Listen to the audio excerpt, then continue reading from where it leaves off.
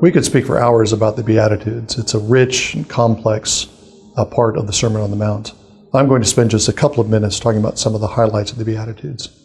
Jesus' sermon doesn't begin with a series of instructions. He doesn't begin with a series of imperatives.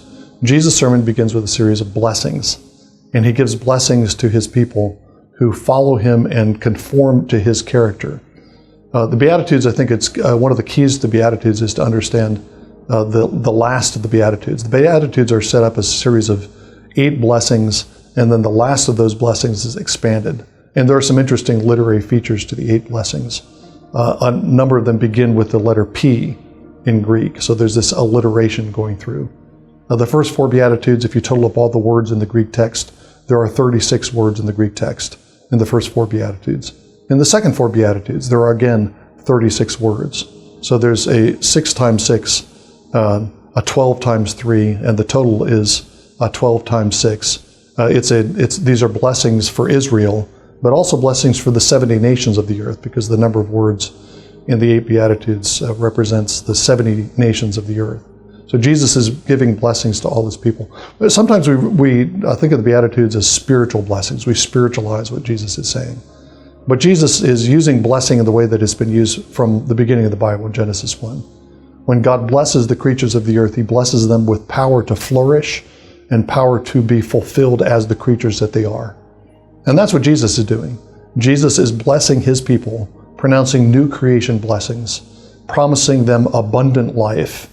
Not just spiritual life, but abundant life in every respect.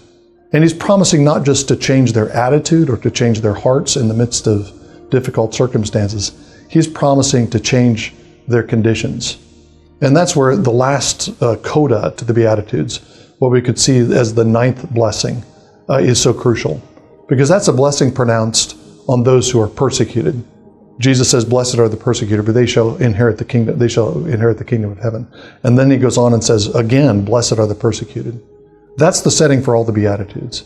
He's talking to his disciples who are going to share in his sufferings, who are going to be deprived, who are going to be hungry, who are going to mourn because some horrible things has happened, or because some loved one has been killed because of his faith.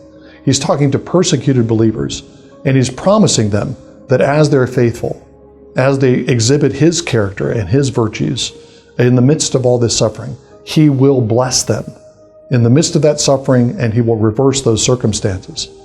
He promises justice for his persecuted people.